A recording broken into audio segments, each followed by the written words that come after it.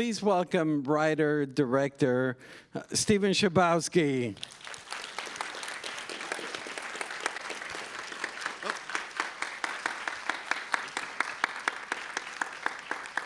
There we go. I actually introduced you as writer, director. You did not. I did not write this, but which actually leads to my very first question: the fact that what compelled you to do this film that you were not writing? Well, a few things. You were very kind to my first studio movie, The Perks of Being a Wallflower, and I adore. Thank you. And I think because I knew the power of that movie in terms of reaching like Lost Souls, reaching young people, I was kind of always on the lookout for another that could do that for adolescents. And when I saw the Broadway show about 3 years ago, I just stumbled in. I didn't know anything about it. I knew the title, and I knew that it won some Tony Awards. I didn't really know any of the music. Didn't even know what it was about. I heard it was like a suicide musical. I was like, okay, that's all right. Let's see what that is. And when I went and I saw it, I was like, how did they turn Heathers into like a tearjerker? You know what I mean? I was just astonished by the twists and the turns and some of the darker moments, and not even just the darkness of the lie. The song Requiem, I was just enraptured by. Because so often when we talk about the subject of suicide, it's a fairly narrow tone to it because it is so horrible. But here was something that looked at all these things, from the satirical, where the school that didn't even know the kid is mourning him, that there's some satire there. I thought that's really interesting. And the family, the anger the family felt was really interesting. There were so many things. And by the end, I find myself, when Evan's mother sings So Big, So Small, I almost audibly sobbed in the audience. So, I almost did the true ugly cry. And by the end, I just loved the writing so much. I just thought, wow, this is truly a one-of-a-kind. I've never seen anything like it. I didn't even know you could do this. And I remember leaving, and I called my team the next day. I said, look, if they're ever going to make a movie of this, I would love to do it, because I just wanted to, I swear to God, I said, because it started with, I know it can reach kids. I know it can literally save lives, because it has on Broadway. And Broadway is such a narrow thing. I know we all think it's not, but it's so narrow in terms of populism, like reaching actual kids, like in the middle of like Illinois or something, or in the middle of like Iowa or something. So I thought that's really a noble thing. But also, I just love the writing. And so I wanted to learn about musicals. I've done a couple musical screenplays. I've always wanted to direct one. So it checked a lot of boxes for me. You did Red, not just one of the one of the most iconic musicals. Yeah. You mentioned the fact that it affects all these different characters. And when I saw the production on Broadway, it was all about Dear Evan Hansen. You show us in this film that pain affects everybody. Yes. The parents and everybody around Evan. Talk to us about just making it more holistic, the share of the pain. Well, I feel that, from what I understood, because I never saw Ben Platt perform it on Broadway, okay? It was a legendary performance. I'd heard about this kid, like that this kid could do all this stuff, and he was funny, and he could sing and cry at the same time, which is almost physiological. I was in the front row, and he spat on me. 100%. That's what I remember. Yeah, he really went there. I'm joking. And so I don't. A lot of people aren't joking about that exact same thing, because that did happen. But so when I saw it, I saw this young man, Taylor Trench, play the character, and so I saw an ensemble. It wasn't, I think maybe when Ben was in it, it was more of like, here's this megawatt performance and supporting players, but I didn't see it that way. Especially I knew once you put this in close-up, that Cynthia Murphy's grief would be so much more powerful than it can be 80 feet away, or if you're in the back row, like 200 feet away. That's more operatic. That's more, this is far more real. So I knew, because of cinema, that each character would have, his or her moment. And so I tried the best of my ability to use the brevity of, almost like the haiku that screenplays can be and movies can be, to make you understand each person a little bit more, to show the different colors of grief, to show, we changed Larry from a father to a stepfather to show, another shade as well. And I don't know, I just loved all the characters. And I thought what was so remarkable about the writing was here was this thing that affected everybody, and it's very complicated because what he does is terrible, undeniably, and yet there was some benefit, and that's gray, and yet he also should be, ostracized for this, and he is. It's very complicated, and I'd made 2 movies about innocence, with Charlie and then Augie and Wonder, and I just wanted to apply the same empathy to somebody that's not quite so innocent. And that was a challenge for me, just as not only as a filmmaker for empathy, but also as a person, to not judge Evan too harshly, to look at what he's doing and try to at least understand it as the parable it is, because like kids so often they think they make one mistake or they tell one lie and their lives are over. We lose kids because of this ridiculous, unfair belief. And I thought, here's a chance to shed some light on it, I guess. I want to follow up on the fact that you mentioned the change that you made about Larry Murphy, the father of Connor, that on the original, he was the biological father of Connor, but in your version, he's the stepfather. Can you tell us about that choice? Well, I think that what we did was, I felt that I wanted to make the tent bigger. It's like, look, send me actors, and the right kind of soul is going to show up. The right person's going to show up. And so I had this conversation with Danny Pino. It was supposed to be 20 minutes. It lasted 2 hours. And there was something about this guy that I just loved him because he understood Larry in a way that nobody else really did. Usually you play Larry like he's this cold, standoffish guy. He's not dealing with his feelings.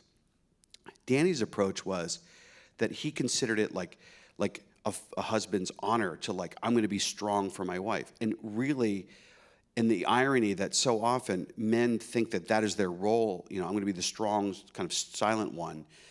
And then the minute they break, they feel like they're failing, and their wives have never felt closer to them.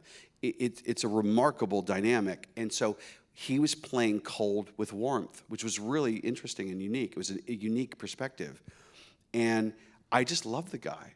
And so, Danny is 100% Cuban American, and Caitlin Dever, who is already cast as Zoe, is not. So we were like, well, look, we could pretend, we could pretend that and just kind of gloss over it, or we could lean into his heritage a bit, show the respect there, but also talk about blended families, because with Cynthia, you already have a biological parent's grief.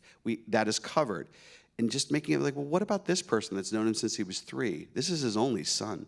He's never going to have another one. So that was really, really compelling to all of us, not just me. It was Stephen Levinson, the screenwriter. He was all on board. And we started talking about, okay, well, then why is he a stepfather? And then when you look at the Broadway show and how it's written, in terms of all the interactions, other than a little bit about the backstory to explain what was, basically all the dialogue's the same as it is on Broadway, except for one line, which is, you never understood him because he wasn't yours.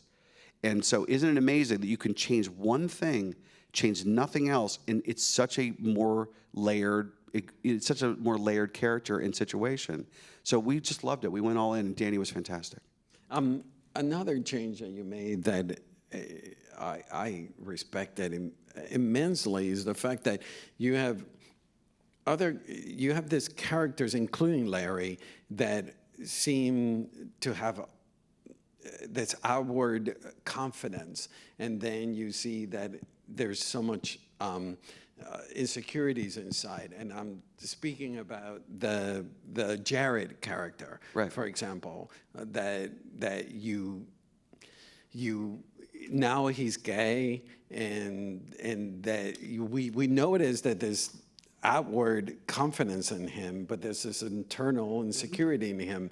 Can you talk about? Well, that was another opportunity because we knew once you have a close-up, Jared on Broadway is really funny, but he's kind of designed mostly to be comic relief. Like an incredible situation happens, cut to, like the light goes on and he goes, ha ha ha. He keeps laughing at Evan's predicament. And it totally works on stage, but we knew you can't keep having him laugh at this because once you put the close-up on, that would fall apart tonally.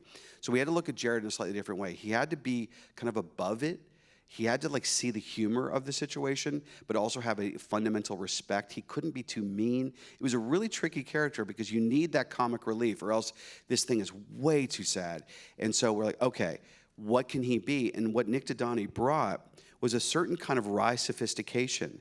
Like he's the kid that's above it all. And I love the idea. I remember with Nick, I cast him. I saw his stand-up on Colbert where he talks about being gay. And when I first auditioned him, I didn't know that he was gay at all. So I talked to him on the phone and said, look, Nick, I saw your stand-up. I loved it. Do you want to play Jared as gay? And I said, here's my thinking here. In 80s movies, the oversexed best friend always has like the picture, like the posters of the girls, the bikini girls on his wall, blah, blah, blah. He's always like that guy. And I was like, wouldn't it be great if we just kind of undercut that whole trope and just lean into this part, like that the funny friend has this, usually the nerdy friend doesn't have a sexual component. Usually they're treated almost like neutered. So he was like, he thought about it, and he makes a joke. He's like, he basically called his gay friends and said, "Is this okay?" I'm not sure what his process was. It was very funny. He said it in one of these interviews. But then the next day he's like, "I'm all in. Let's do it." And so he just, I don't know. For him, it was a little bit of autobiography maybe, and I loved his performance in it. I don't remember the character's name, but it's the one played by Amanda. Also, you do the same thing where it on Broadway is kind of like a strident character. In your version, she's a foil to Evan Hansen, and she's going through internal turmoil as well. And you added a song for her, the Anonymous Ones. Yeah. Tell us about. Well, that came from many things. Some of it was just the writing, where one of the things that happened on stage was, Connor is like this spectral character. Let's say Evan's in his bedroom like this, and then suddenly Connor shows up and they start talking. What it really represents is Evan's talking to himself. And a lot of these justifications, and it's sort of inside Evan's head. At one point he just says, well, look at you, you're talking to yourself. It's fantastic. It's very theatrical. And we knew that in a real bedroom, it was like, is he a ghost? It would feel clunky. So we thought, okay, we had to take that out. What happened is, then it necessitated a song to replace a song that existed on Broadway called Disappear, which is a great song, which is what leads to the Connor project and keeps the story going forward. Kind of like, why doesn't he just stop this lie? Why do we keep moving forward? And he has to kind of lie to himself a little bit to say there's altruism here, although complicated enough, there is. So that led to the Anonymous Ones. And when we took out Connor as spectral figure, it led to two win-wins. The first one was, hey, Alana can have a song now. And she can not be like this busybody that's really kind of comic relief on stage. And she can be a much more layered character that can represent another side of mental health struggles, which is that highly functioning, perfect, the most beautiful, the most accomplished, successful, straight A's, the whole nine, who is doing all that to overcompensate for a lot of anxiety and a lot of insecurities. So that was great, and Amanda through herself, she co-wrote that song with Pasek and Paul. So that was very, very moving to me to watch her, kind of go through that process. It also led to another win-win. It led to the other song. You take out spectral Connor, now we don't have enough Connor. There's always three versions of Connor, and that feels very important to us. So that was it. So now we have another win-win, which is now Evan, who doesn't go on that journey to find anything about Connor, who doesn't confess. He does this thing, when he finds that piece of video and that new song A Little Closer, and you realize, and I loved that. I loved the song that they wrote. I was very proud to put that montage together, especially with that kind of like sucker punch of like, no, this is him singing. I love doing that because what is lost in all this, like he's lying and he's this, and is a child died. It is a horrible tragedy. Not enough people knew him, if any, other than his mother. And it's important that we actually try to like know people when we can know them. And I really hope that like for some people, like I love the idea of like what was lost was a great talent. Not only, and what we see is, he's not just this unhinged kid that's struggling with mental illness who screams in the hallway. And he's not this fantasy joke idea of a bromance, even though I personally find Sincerely Me hilarious. Some people are utterly offended by it. I completely understand why they are. but that final version, which is the truth of Connor, which is he was all things. And that was very important, I thought, to add a depth to the show, add a depth that you have to add if you're going to do this in close-up, and that's what the movie is. Speaking of three versions, visual, the motif of the orchard, we see three different versions of the orchard. Can you tell us about that? That usage of 100%. which on Broadway we don't get that at all. No, you don't get it at all. That was actually Mark Platt's idea. That idea pre-existed me. I give full credit. My very first meeting where we were talking about it, because I said, look, I'd love to do this. He's like, look, wouldn't it be cool if we had kind of a Rashomon thing? And again, he was the rule of three, partly inspired by the Connor of it all, like we just talked about. I was all in. The tricky part was, where do you put the very first one? The fantasy in For Forever makes sense. The reality, when he confronts himself, made sense. The first one was really hard. We originally opened with it. It was the first thing, and it just threw the tone completely off. You're like, okay, what's going on? Because if you show his face, then you know he was upset, then you know he tried to commit suicide, and that whole journey is undercut. So I didn't know what to do with it.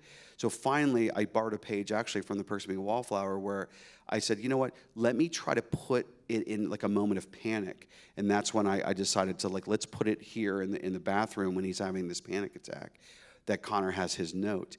And because he's already talked about it to Jared, and it's like makes us go, wait a minute, I heard that story. He fell out of a tree.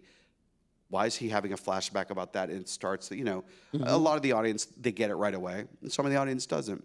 But yeah, I thought it was wonderful, and so I thought Mark's idea was really cool, and I found the way I at least hope represented it the best way. Mm-hmm. Tell us about we briefly talked about outside, the Kubrick influence on the film, the isolation of the main character and the tableau visual of the families reacting to Evan. Sure. Well, you wouldn't think it to look at my movies, because I'm like a big softie, but like Stanley Kubrick is my favorite director. And he's my favorite director because I cannot think of a better adapter, a better cinematic adapter than it, like, for many reasons. Like, his iconography is fantastic. His understanding of how to turn the picture in, find the picture that's worth 1,000 words is second to none. What he does with music is brilliant. But ultimately, what I really love about it is when you see it, you can't unsee it. That's amazing ability. How many movies we see, we can't even remember, wait, what was that about again? What happened at the end? You see one Kubrick movie, you'll never forget it. So, whether you hate it or love it, it's unforgettable. But one thing I love that he does is when he does symmetry, when there's a shot, let's say it's like if I'm with you, and if we're talking like this, that's different than if I do this, right? And there's an aggression to it. There's an aggression to looking right in your eyes and never breaking the plane. And if you notice, when Evan is with the family, in moments of great distress and great anxiety, what I did was I created this symmetrical tableau where they're looking right at the camera, and because the camera is Evan. And if I do that, then the audience could maybe imprint a little bit of Evan's anxiety. So that's when they meet in the principal's office. Later, when he shows up for Forever, he's showing up, and I do it where I'm on this side of the table. It's a very, very symmetrical shot. He's coming to tell the truth. He walks in, he sits down in Connor's chair, and then it begins. And the last shot of For Forever is the exact same shot on the other side of the table facing the window, because he came in to tell the truth, he's leaving with the lie. And the journey, and any director, you get hives when you have to shoot a dining room table scene, let alone stage an entire song with one. It's just, they're a nightmare to cover.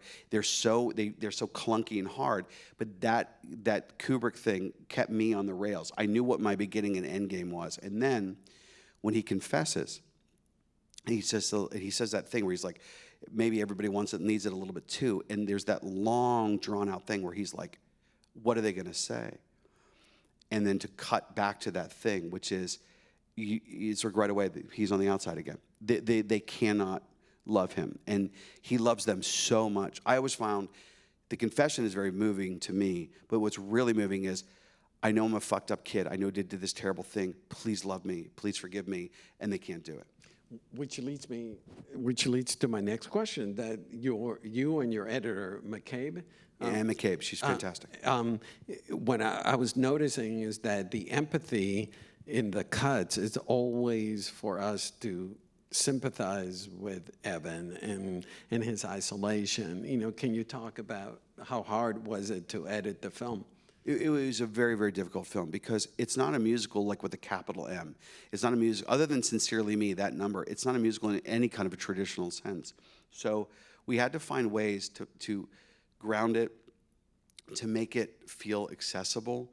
We did basically 95% of this movie is live singing. Like when you see him at the dining room table, that's him singing at the dining room table. So it was that. But trying to always, because we knew that the challenge here was to make people, even if you don't forgive him, even if you hate him for doing it, to at least understand why he did it, right? That was the real challenge, because once you put Cynthia's grief up close and personal, it is far less of a forgivable thing to do. It's also, in a weird counterpoint, also maybe even more understandable, because like, what are you going to say? She's falling apart, and he's like, you know what, I'm sorry. I mean, he literally says, when she says, like, he's like, Connor didn't write this, he didn't write this. Well, what does that mean? This is all we have left. It's just, so I chose, and Anne, and really all of us, it was a team effort, was let's at least understand Evan and his journey, because it really is the really traditional coming of age of a young man who does not know how to be himself publicly, and by the end, he is himself, and he goes through a hell of a journey to get there, to redeem this, and he's going to be a pariah in that community for a long time, if not for the rest of his life, and yet, he's no longer going to lie, and he's no longer going to hide. I thought that was a very, very powerful redemptive arc, and as complicated as it was. You mentioned that this is not a musical with a capital M. It is very contemporary. We're dealing with really dark issues, but then they break into song. Tell us about finding the tone, the right way to approach the intimate world where they break into song. Well, there's a movie that I saw, a John Carney movie called Once. I saw it about 13 years ago. It's one of my favorite movies of all time. I think it is just incredible. I loved everything about it. And what I loved most about it was when they were singing in the music store or on the streets or whatever, that it was real. And I mean, you could hear the car honks. There was something real about it. So that was my first kind of cornerstone. When I say live singing, I meant like that. I wanted it to feel like that. But one's is diegetic singing. It's like they're performing. Yes, it absolutely is diegetic. This is like people 100%. Expressing their emotions. 100%. So that was the leap of faith. And it wasn't until day 6 of shooting that I even knew that it could work at all. Because I said, all right, this is the best thing. We spoke to Justin, Paul, and Benj Pasek, the songwriters, and we talked about, okay, what if the dialogue and the lyrics were indistinguishable, like tonally, that the exact same microphones were used for both in pre-records and on stage or on set, and then for the singing and the dialogue. It's all the same, in terms of the audio. There's that. There was a really wonderful sequence. A lot of people thought, like, where the hell is this coming from? But Magnolia has that really, it's like out of nowhere, here's this thing.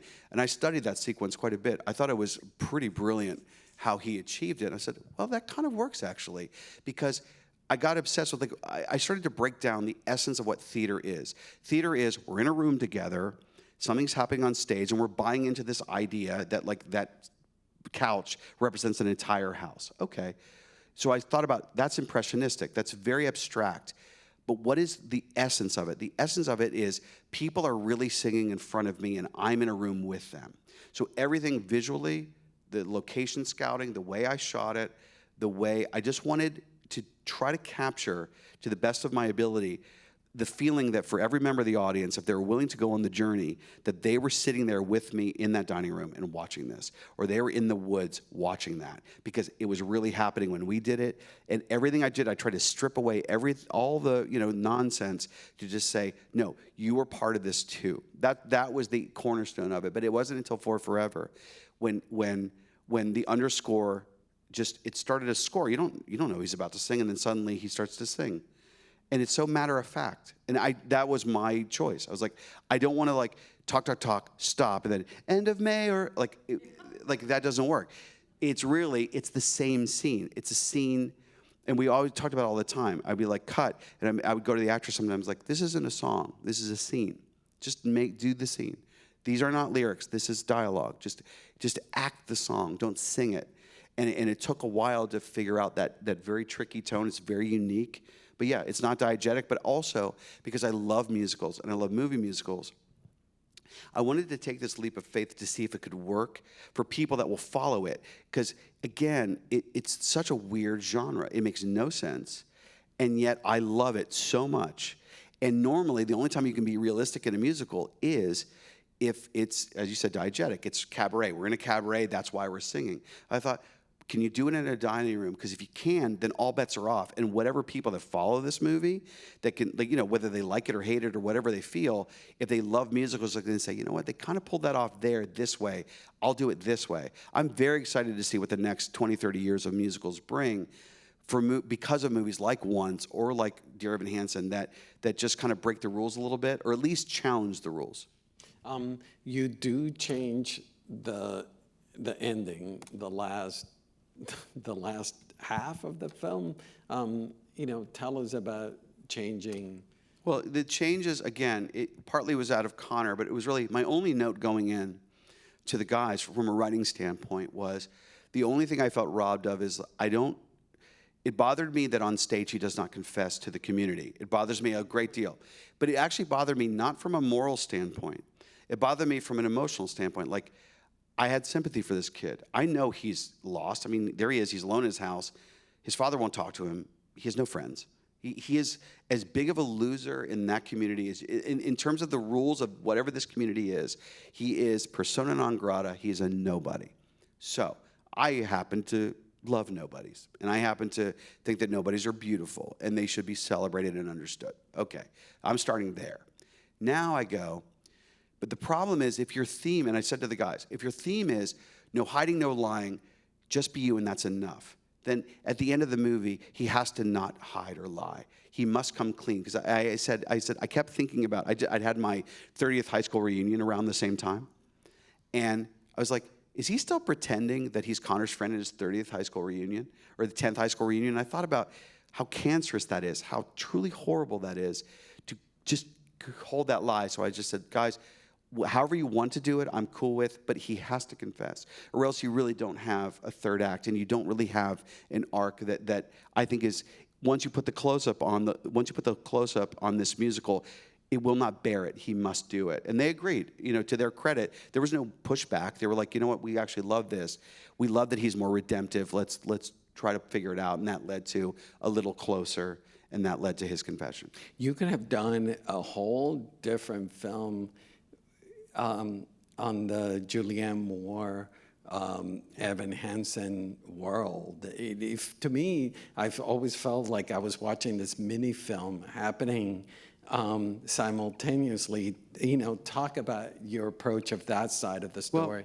Well, what we found first of all, working with Julianne was fantastic. She's such a great actress, and what she did with that song was like, you know, to sing a song is one thing, to act a song is another, and she doesn't have any really experience doing it, but that's how you do it. And so what we found was, it's really interesting. There's a reality to any piece of art, and we know it, or to a movie, where if Heidi's around too much, then he's not being neglected in the world of the movie, right? Or the world of the show. So what we had to do is use as little of her as possible to feel her absence. Let's say we actually stripped down her scenes more and more and more. We cut lines because the more screen time she had, the less he was a neglected kid, right? The less he was a latchkey kid. Even though you can see him alone, you know she's always working, she talks about it. But there's something subconscious like, well, she's always there. So what's he complaining about? So we had to find this really fine line about what this relationship is. Also, something that I really loved, you know, there's certain moments that kind of like this unspoken thing where she says, you know, those aren't, like, about his therapy, you know, those aren't free, right? And he puts down the phone and he's ashamed. And she's like, I'm sorry. And I just thought about, like, in this quiet little way, she doesn't have really the money to waste on this. He is a burden. He knows he is a burden. But what he doesn't understand, because he doesn't understand, like most children don't understand their parents, how blind that love is. Whatever your limitations are, you'll do anything you possibly can for your child. So I loved it. Listen, as I couldn't have made this movie 10 years ago, it would have been all about the kids. And I don't know if I could have made this movie 10 years from now, because it would probably have been all about the parents. You know, I'm 51. I directed this when I was 50 years old, and I have 2 kids now. They have their own needs, and I just was like, I want to bridge this gap somehow, because these kids today, they're growing up in a world that is unrecognizable to me because of social media and all these other things, and yet that's their world. And it's very easy to just say, oh, they're dumb kids, or, you know, I mean, how many times, like, you know, if you notice, like, kids never scream, get off my lawn. It's never that. It's always the, you know what I mean? It's all, you know, kids are not bothered by noise. We are. So I thought, let me try to bridge this gap, and let me use, Julianne Moore in a sociological way. Look, just to work with her as a director is a joy. But I was trying to find this thing. It's a complicated thing. She has to work. She has to. And the father, you know, he's gone. You know, that little scroll thing, I remember that was a pitch I had to Stephen Levinson. I just want to see a sea of blue. And then we finally found, sorry, I can't talk right now. You realize, you know, that's this kid's world. And I thought Julianne played it with a lot of elegance. She was really remarkable. But Amy and Danny, too, in a different parental way. Yeah, when I was watching your film, not thinking about the original, but when I was watching your film, you know, the themes of isolation, depression, anxiety, and social media, of course, are at the forefront. And, you know, we've gone through 18 months of isolation, depression, anxiety, and social media. And you made this film during this period. How did the outside world, the COVID world you were dealing with affect? It's in every frame. I'm telling you.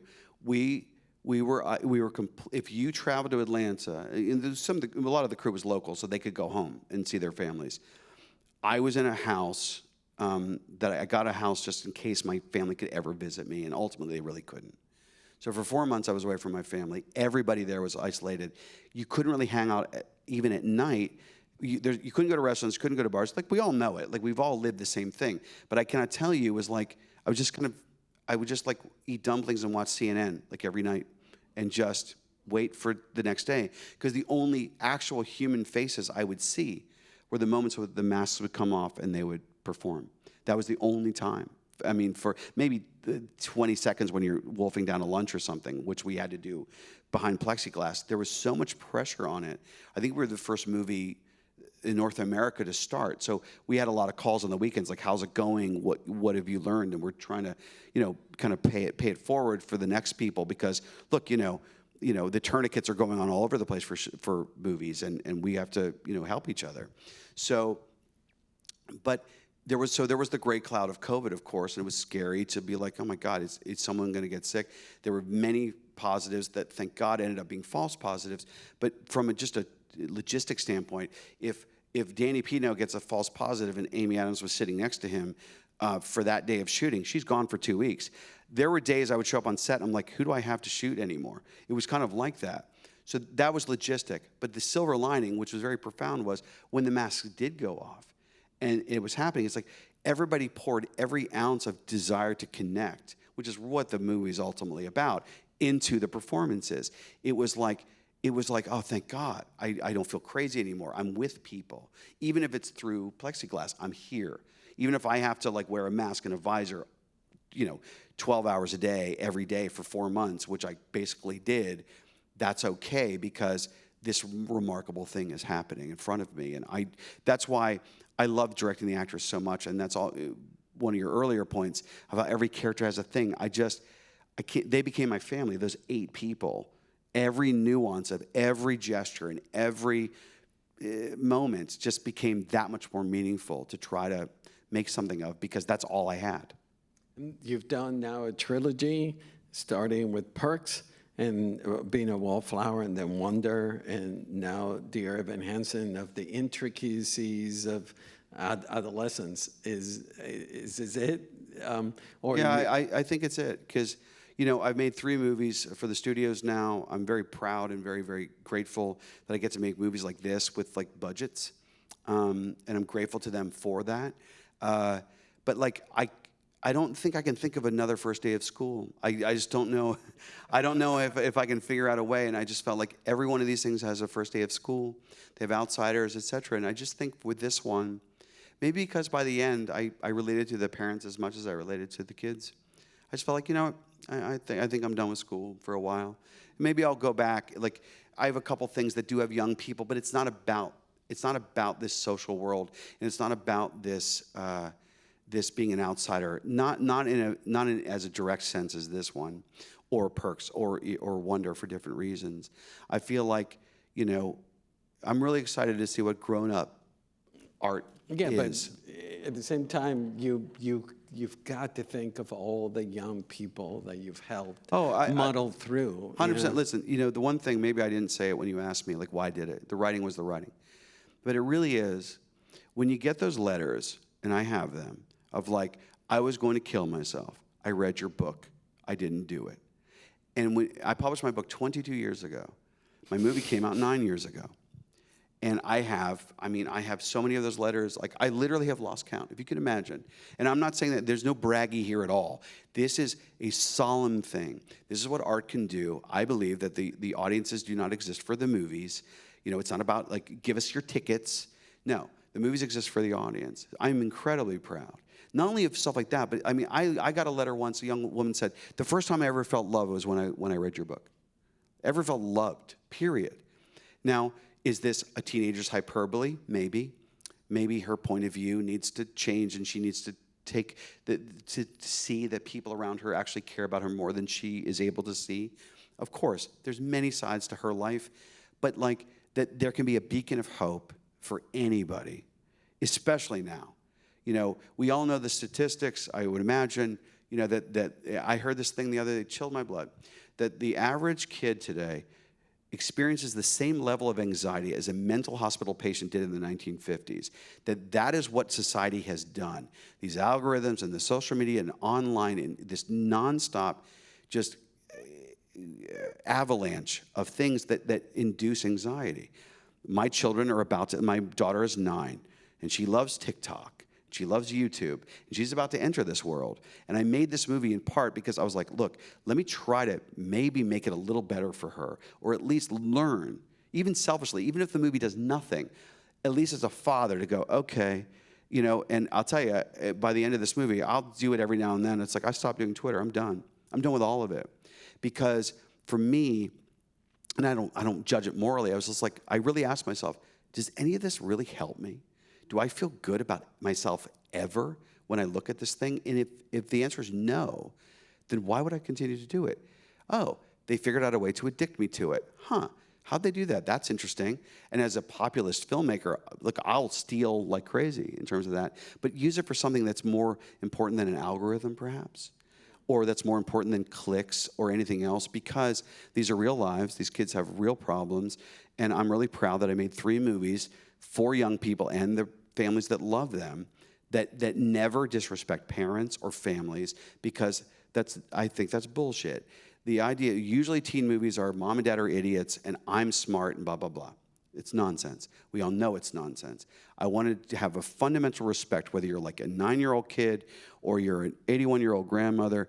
It's like you're a human being. You deserve to be understood. You deserve to have at least my empathy, and maybe I can translate my empathy to the audience, you know? And, you know, look, we live in many ways in an age of snark. I don't know why rubbernecking is so prevalent, you know, in the world right now, but it is. But like, you know, I am who I am. I'm a sincere person. I really care about this stuff. And, you know, again, I'm really proud of these 3 movies, but I tie a bow this time. This one ties a bow, and I was like, there it is. I don't have anything else to say, and I hope they find them, and I hope that these movies can help these young people and their families for as long as you know, they're available on video. Well, thank goodness. Thank you, Stephen. Thank you. Yeah, thanks for being here. Oh, of course. No, I love talking to you so much. And you championed Little Old Perks of Being a Wallflower back when it was just like, what was that? That's a long title. What does that mean? We couldn't even fit it on our marquee. And you've always been a huge advocate and a very supportive person. And I'm not surprised your last name is Darling. Let's just put it that way. Oh, it's so sweet. Well, thank you. Thank you, everybody. Thank you.